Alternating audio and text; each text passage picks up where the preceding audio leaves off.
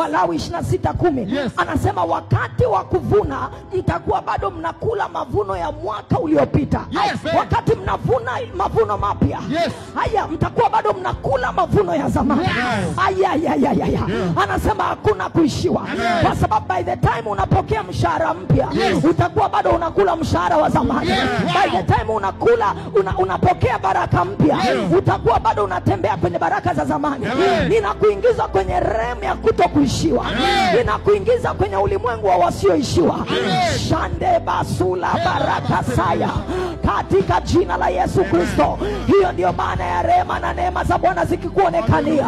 Wakati unavuna kilicho kipya, kile cha zamani bado kipo. Maana ni kwamba Mungu anakupa kuvuna vingi. Mungu anakupa kuvuna vingi. Mungu anakupa kuvuna vingi kiasi kwamba vinaweza kukubeba mpaka msimu mpya wa mavuno unapofika. Bwana apandishe kiwango chako. Bwana apandishe mshahara wako. Bwana apandishe kiwango chako cha fedha. Kama ulikuwa unatembea kwenye mamia, kama ulikuwa unatembea kwenye mamia, anza kutembea kwenye maelfu. Kama ulikuwa unatembea kwenye maelfu, anza kutembea kwenye malaki. Kama ulikuwa unatembea kwenye malaki, anza kutembea kwenye mamilioni. Endelea kupanda namna hiyo. Endelea kupanda namna hiyo. Hakuna kuishiwa kwa jina la Yesu. Bwana akuingize katika hiyo rehema. Asubuhi ya leo ninakuombea kwa jina la Yesu. Bwana akuingize katika hiyo rehema. Usijue kuishiwa, usijue kupungukiwa.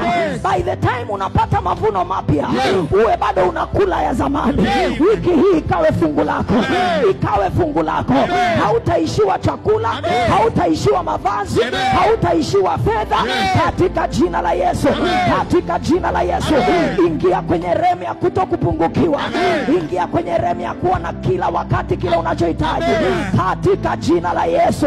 Wakati wa kuvuna mavuno mapya utakuwa bado unakula ya zamani. Wakati wa kuvuna mavuno mapya utakuwa bado unakula ya zamani. Wakati wa kuvuna mavuno mapya utakuwa bado unakula ya zamani. Wakati wa kuvuna mavuno mapya utakuwa bado unakula ya zamani. Kibali cha Bwana kinakufunika. Upendeleo wa Bwana unakufunika katika jina la Yesu Kristo. Utakuwa na kingi cha kusaidia wengine. Utakuwa na kingi cha kuwapa wahitaji.